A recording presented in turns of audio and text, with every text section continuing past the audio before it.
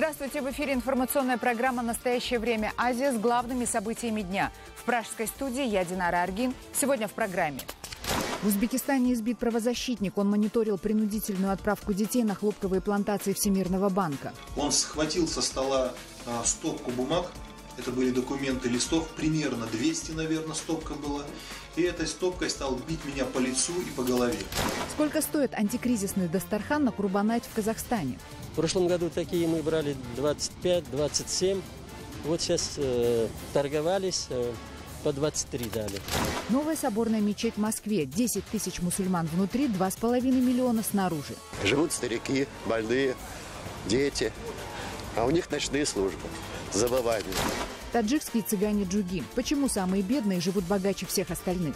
Когда Всевышний раздавал людям их достаток, то и нашу часть отдал им. А то, что мы берем, принадлежит нам по праву. Не зря мы зовемся Джуги, что в переводе означает «найди и возьми».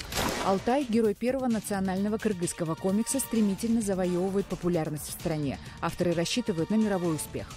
Хорошо в будущем, чтобы государство было именно нашим заказчиком. Информация о применении детского труда на сборе хлопка в принудительном порядке поступает практически из всех стран Центральной Азии.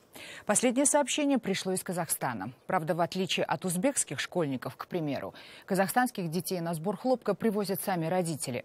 Об этом сообщила репортер казахской службы «Радио Свобода» Азатык. Она увидела, как школьники работают на хлопковых полях в Южно-Казахстанской области. По словам некоторых родителей, они вынуждены приводить сюда детей, чтобы заработать деньги. В селе Алгабас, как утверждают местные жители, нет работы, поэтому выход детей во время хлопкоуборочной кампании чуть ли не единственный способ заработка.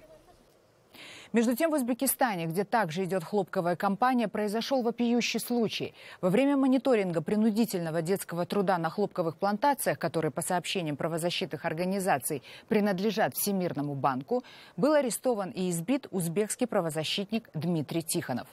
Когда он фотографировал отправку детей автобусами на поля и разговаривал с учителями, появились сотрудники узбекских правоохранительных органов. Они задержали Тихонова и доставили в отделение милиции, где, с его слов, он впервые за годы своей деятельности был подвергнут сильному избиению.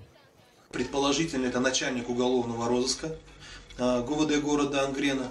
Он заходит в кабинет и сразу вот с места, как только он зашел, он накинулся на меня с криками, стал меня материть, обзывать, угрожать физической расправой. Он схватил со стола стопку бумаг, это были документы листов, примерно 200, наверное, стопка была. И этой стопкой стал бить меня по лицу и по голове. И при этом кричал, что хлопок – это наше народное богатство, это достояние нашей страны. Вот, а я вот такой мешаю всему этому, то есть я мешаю нашей стране. Как утверждает Дмитрий Тихонов, все дети, которых он успел сфотографировать и опросить, должны были поехать на хлопковые плантации, которые Всемирный банк и правительство Узбекистана используют в совместном проекте.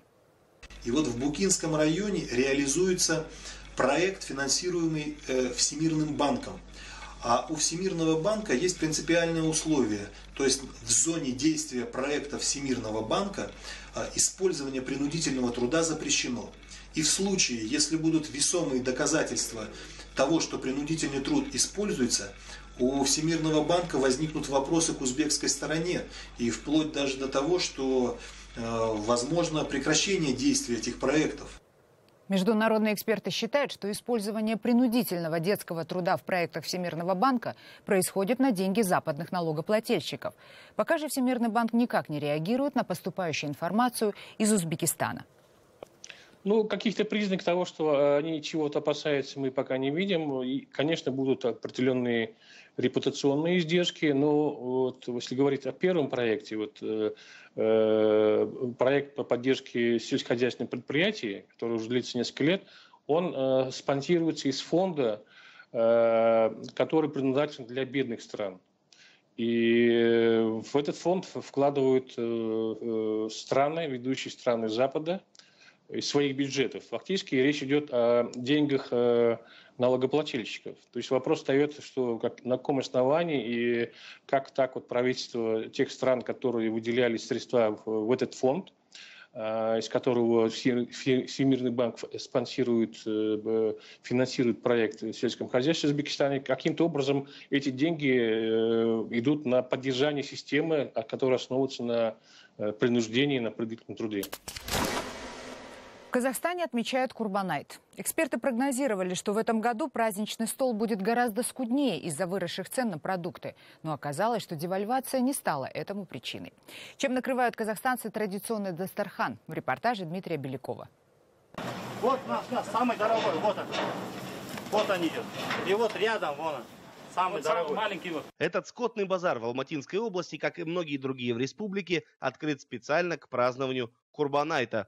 Каждый покупатель выбирает барана на свой вкус и с конкретной целью. Алматинец Алмаз Тукулов, к примеру, ищет самое крупное животное для того, чтобы совершить жертвоприношение и раздать мясо. Сейчас мы зарезали, наполовину приглашаем гостей, вареные отдаем, потом не вареные, а все, ничего не оставляем, все раздаем. Несмотря на все неблагоприятные факторы и повышение цен на продукты в стране, подорожание баранов на Курбанайт не отмечают ни продавцы, ни покупатели. Наоборот, бараны продаются дешевле, чем в прошлом году. Ну, где-то на 5 тысяч, на 3 тысячи, на 2. В прошлом году такие мы брали 25-27. Вот сейчас торговались, по 23 дали. С чем это связано, почему дешевле? Ну, видите, на рынке много. Сейчас у нас вокруг Алматы, вот Алматинской области, очень много держат скотины, сейчас много. По базару также заметно, что предложение превышает спрос, поэтому продавцы соревнуются друг с другом и стараются как можно лучше разрекламировать свой товар, а также охотно дают советы, как выбрать барана получше. Вот, например, вот таких мериносов, в основном они вот ребра вот на позвоночниках смотрят, вот так на грудинку держат. Что должно быть? Он жирный? Да, жирный вот. Ну, чтобы ребра не гудели, конечно, вот так. Дни перед празднованием Айта всевозможные грузовики и газели буквально захватывают обочины трасс на въездах в город. В основном это приезжие из южных регионов республики. Цены на баранов у них ниже, на 3-5 тысяч тенге. Стихийных торговцев непременно ожидает серьезный штраф. Однако они все равно остаются в прибыли, поэтому не торопятся на официальные рынки. Почему не на базаре? Там много, не поместится там. Поэтому мы на дороге стоим. А вы пробовали на базаре место? Да. А сколько место стоит, не знаете? Ой, раньше там, не знаю сейчас сколько, раньше дорого. Официально в Казахстане запрещено жертвоприношение во дворах жилых домов, на детских площадках и в местах, не предназначенных для этого. Каждый год Духовное управление мусульман Казахстана публикует список мечетей, в которых соблюдены санитарные нормы и разрешен забой скота. Также на всех скотных базарах в дни празднования будут дежурить священнослужители, которые помогут провести обряд правильно. Забой и разделка барана в этом году стоит от 5 до 8 тысяч тенге. Казахстанцы будут праздновать Курбанайт 3 суток. При этом 24 сентября официальный выходной день. Дмитрий Беляков, Павел Энгельгард. Настоящее время. В Москве открыли новую соборную мечеть, самую большую и дорогую в Европе. Ее возведение обошлось в $170 миллионов. На открытие приехали президент Путин, его турецкий коллега Эрдоган и глава палестинской автономии Аббас. Оба иностранные гости помогали в строительстве. Эрдоган присылал рабочих, а Аббас привозил деньги, собранные палестинскими детьми. И теперь в новой мечети смогут молиться до 10 тысяч человек, что вызывает серьезное беспокойство у местных жителей. Подробности у Вадима Кондакова. До открытия оставались считанные часы, а делу строителей все еще не впроворот. Закрепить памятную табличку на стене, доварить последний шов на ограде, приготовить места для дорогих гостей. Везде вокруг суровые мужчины в костюмах и с погонами. Перед приездом сразу нескольких президентов службы безопасности и протокола осматривают здесь каждый угол и сверяются с бумажными планами. Вот отсюда, вот налево. Между людьми в пиджаках, рабочими и поливальными машинами пробираются местные жители. Мечеть и президент Путин – это, конечно, круто, но и свои дела у них тоже есть. Стройка причиняет большой дискомфорт, конечно. Ну, надеюсь, сейчас все закончится, будет полегче. Ну, по пятницам, конечно, большой наплыв народу тоже не радует. Пятничная молитва для местных – это особое время, ведь в их дворах появляются разом 5-6 тысяч человек. Тут места никого нет. И это сделано все ради приезжих. 150 тысяч, жилья нет во время крупных, так сказать, молебнов. Ну, сами понимаете. Живут старики, больные, дети, а у них ночные службы.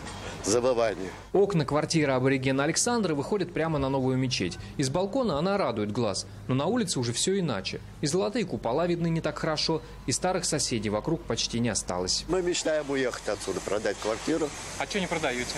Это не так просто. Ну, в общем, большинство уже думают отдать эту мусульманам территорию. Тем, кто исповедует ислам, наоборот, здесь очень удобно. Вышел из дома и тут же зашел в мечеть. Местный житель Шер Мухаммед говорит, что искал именно такую квартиру. Буквально года 4-3 тому назад мы приобретали с семьей. Вот, и мы все эти нюансы учитывали. Так что это нам по душе и нам удобно. Поздним вечером, накануне торжественного открытия мечети, муфтий Рушан Аббасов пустил нас внутрь. Она действительно очень красивая, а вмещает в 10 раз больше, чем старая. Те люди, которые не смогут попасть в главный зал, они смогут наблюдать все посредством прямой онлайн-трансляции, которая будет отображаться на экранах. Муфтий с гордостью показывает нам убранство мечети. Расписанные золотой вязью стены, люстры, ковры. Но нам интересно, а знает ли священнослужитель о переживаниях местных жителей? Наверное, не надо пугаться. Все-таки люди, когда покупали жилье или сюда переселялись, они знали, что они будут жить около мечети. Марина, местная в 4-м поколении, конечно, все это знала. Все, кроме размеров новой мечети. Нам представили макет мечети. Она была совсем маленькой, и мы согласились. И эта картинка долго висела. И когда вот это вот затеялись, вот эту стройку, мы, конечно, все ахнули. Но теперь переживать уже поздно. И Марина надеется, что верующие отныне будут молиться не у нее во дворе, а в новой большой мечети. Вадим Кондаков, Станислав Феофанов. Настоящее время. Далее в программе. Таджикские цыгане джуги. Почему самые бедные живут богаче всех остальных? Когда Всевышний раздавал людям их достаток, то и нашу часть отдал им. А то, что мы берем, принадлежит нам по праву. Не зря мы зовемся джуги, что в переводе означает «найди и возьми». Алтай, герой первого национального кыргызского комикса, стремительно завоевывает популярность в стране. Авторы рассчитывают на мировой успех. Хорошо в будущем, чтобы государство было именно нашим заказчиком. Сирийские беженцы ждут расселения. За сутки границу между Австрией и Венгрией пересекают в среднем 10 тысяч мигрантов. Тем временем Брюссель и европейские лидеры пытаются окончательно распределить квоты по размещению беженцев в странах Евросоюза. Министр внутренних дел Германии считает, что квоты помогут упорядочить поток мигрантов. Мы не можем принять всех мигрантов со всего мира, включая тех, кто считает, что их экономическое будущее лежит в Европе. Это очевидно. Поэтому я предлагаю определиться с европейскими квотами, щедрыми квотами, по которым Европа сможет принять мигрантов из кризисных регионов. Принять и распределить их законным образом, без того, чтобы при этом наживались посредники. У здания Еврокомиссии в Брюсселе сейчас находится наш корреспондент Жанна Беспечук. Сегодня лидеры стран Европейского Союза собрались в Брюсселе для того, чтобы обговорить, каким образом они могли бы достичь консенсуса по поводу распределения беженцев среди всех стран-членов Европейского Союза. Вчера на заседании министра внутренних дел стран ЕС было принято решение о том, что в жизнь будет воплощен конкретный механизм по распределению беженцев. Предполагается, что около 120 тысяч человек, которые уже прибыли на территорию ЕС, в Италию и Грецию, будут перераспределены среди других стран-членов Европейского Союза. Кроме того, ЕС сегодня решает, как он может помочь таким странам, как Турция, Израиль, Иордания, Ирак, через территорию которых сегодня очень большое количество людей, прежде всего из Сирии, убегают из зоны боевых действий, и этим странам также, по мнению Европейского Союза, крайне необходима сегодня его помощь. Также ожидается, что сегодня лидеры стран Европейского Союза решат, как они смогут помочь людям, которые не получат разрешение на проживание на территории Европейского Союза, вернуться на родину. Джуги – так называют цыган, проживающих на территории Таджикистана. В республике их менее 1%, но они живут отдельными поселениями и занимаются доходным делом, передающимся из поколения в поколение. Наш корреспондент Анушервон Арипов узнал об особенностях жизни маленького народа. С первыми лучами солнца к кишлаку Самунион подъезжают 1,5 десятка микроавтобусов. У их владельцев договор с местными жителями, с джуги или по-другому люли, таджикскими цыганами, согласно которому они каждый день отвозят их в столицу и другие ближайшие города на заработки. Я работаю водителем у джуги уже 4 года. Хорошо платят. Например, до столицы 3 саманис человека. Утром отвожу, а вечером в договоренном месте забираю и привожу сюда.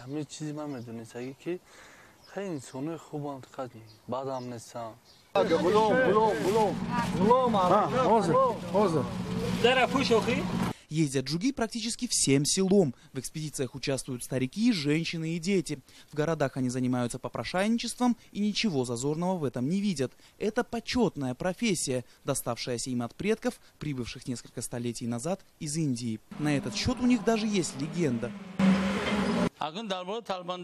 Когда Всевышний раздавал людям их достаток, то и нашу часть отдал им. А то, что мы берем, принадлежит нам по праву. Не зря мы зовемся джуги, что в переводе означает «найди и возьми». У нас все серьезно. Даже специальная одежда есть для попрошайничества. Это широкое платье до пят и мешок, в который мы собираем пожертвования.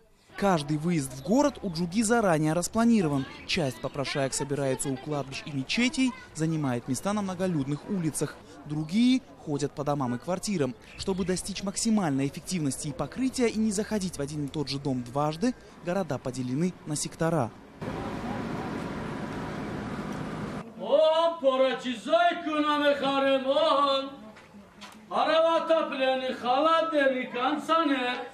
Взрослые мужчины джуги занимаются сбором и перепродажей металлолома. Это практически монополия цыган в стране. А Взалшов в бизнесе уже 5 лет и говорит, что никто не может составить им конкуренции. Секрет успеха бизнеса – автомобиль «Москвич-412». Эту модель авто мы покупаем всего за $100. В отличие от других машин, она полностью из металла, и через год использования ее можно сдать на металлолом за ту же цену, или даже дороже. К тому же у «Москвича» есть рессоры, и на него можно погрузить до тонны железа. Ну и еще у нас в поселке жил автомеханик, который обучил всех своей профессии. Дело в том, что он умел ремонтировать только «Москвичи».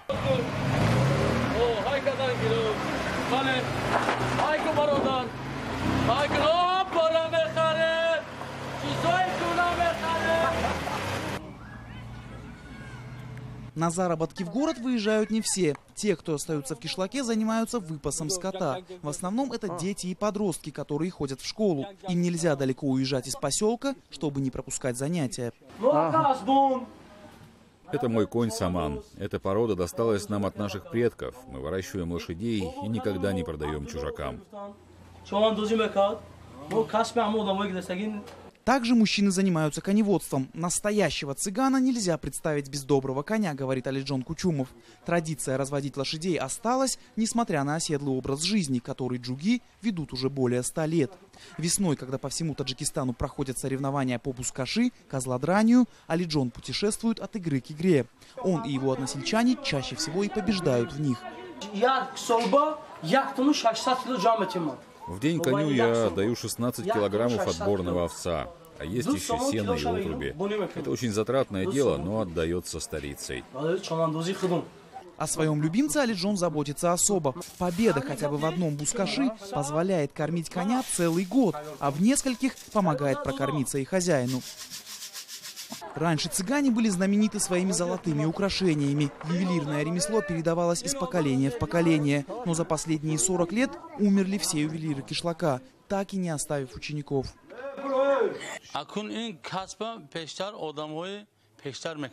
Это наша трагедия. Этих мастеров нет среди нас более. Те, у кого был талант к ювелирному делу, не хотели учиться, были молодыми и горячими. Так мы потеряли наше ремесло.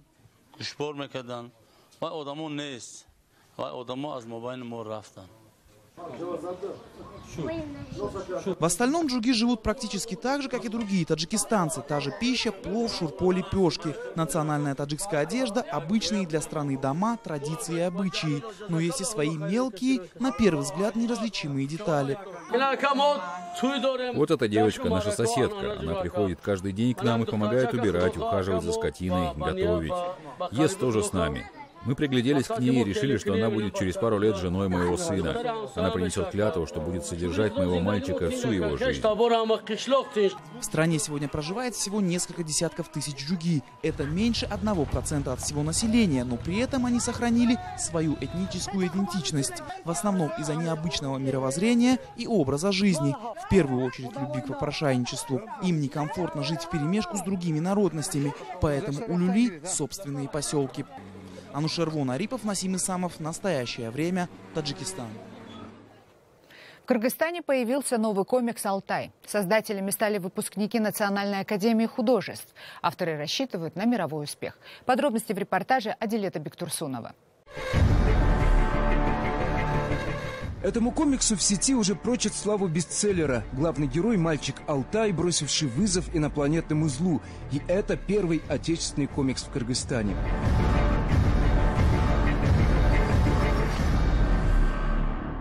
Первый супергерой создавался в этой небольшой комнатке в полуподвальном помещении. Здесь нет дорогостоящих оборудований, но есть, что называется, творческая мощь. У нас человек 10 в студии работаем. Это дизайнеры, художники, это менеджеры, это сюжетную линию пишут. Алмаз Султанбай, автор комикса и руководитель проекта, рассказывает, Алтай зародился в голове давно и целый год дорабатывался. Сегодня студия выпустила первую серию комикса. Всего рассказ будет состоять из 10 частей. Первая серия, конечно, полностью не раскрывает весь сюжет. Наверное, где-то раскроется уже в 3-й, в 4-й серии.